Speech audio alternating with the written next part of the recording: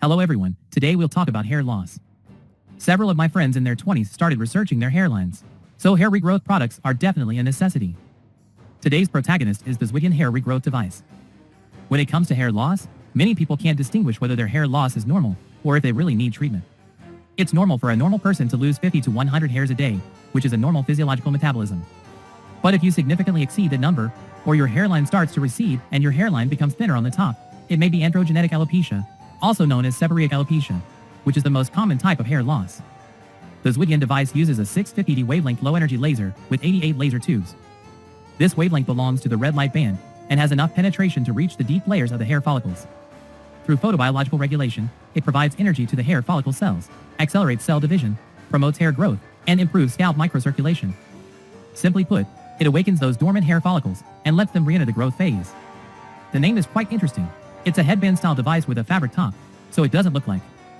The medical device feels more like a fashion accessory, perfectly comfortable to use at home.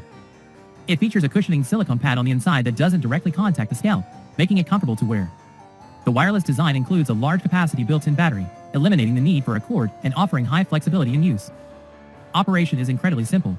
A single button, long press to turn on/off, short press to switch modes, offers multiple zone modes, temporal, frontal, scalp, waiting area, that can be used individually or in combination. The default full brightness mode covers the entire scalp.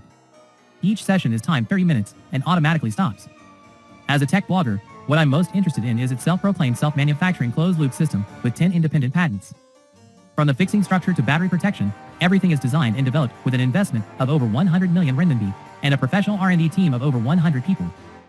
It's not OEM or rebranding. Quality control and after-sales service are more reliable.